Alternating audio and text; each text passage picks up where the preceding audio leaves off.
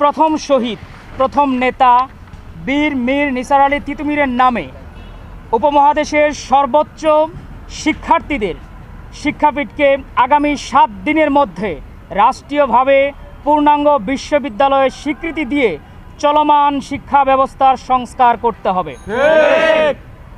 আগামী 7 দিন তিতুমীর ঐক্যর পক্ষ থেকে যে সমস্ত কর্মসূচি চলমান থাকবে তা আমি এক এক করে উল্লেখ করে দিচ্ছি। 1 নম্বর যে কর্মসূচি তিতুমীর ঐক্যর পক্ষ থেকে থাকছে, লেটার নাম্বার 35, 12 জানুয়ারি থেকে 15 জানুয়ারি এই কর্মসূচি ঘোষণা করা হলো। সকল তিতুমিরিয়ান এই 4 দিন প্রধান উপদেষ্টা বরাবর খোলা চিঠি লিখবেন হ্যাশট্যাগ তিতুমীর বিশ্ববিদ্যালয়ের মাধ্যমে। বিগত দিনে ছাত্র সমাজ প্রতিবাদের কৌশল হিসেবে এক অনন্য নজির স্থাপন করেছিল। দ্বিতীয় যে কর্মসূচিটি থাকছে, ঐতিহাসিক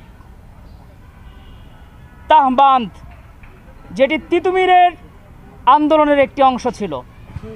16 তারিখকে তাহবান্ধ হিসেবে ঘোষণা করা হলো। আগামী 16 জানুয়ারিকে তাহবান্ধ হিসেবে ঘোষণা করা হলো। এমন উদাহরণ বিশ্বে বিরল হিসেবে দেখা মিলবে সামনে। তৃতীয় যে কর্মসূচি আমরা ঘোষণা করছি তা হচ্ছে তিতুমীরের স্পন্দন শক্তি, ভয়েস অফ তিতুমীর। যদি মন্ত্রণালয় এই 7 দিনের মধ্যে তিতুমীর বিশ্ববিদ্যালয়কে রাষ্ট্রীয়ভাবে জাতির উদ্দেশ্যে স্বীকৃতি না দেয়, 19 তারিখ থেকে অনির্দিষ্টকালের জন্য আবারও ক্লোজ ডাউন তিতুমীর ঘোষণা করা হবে।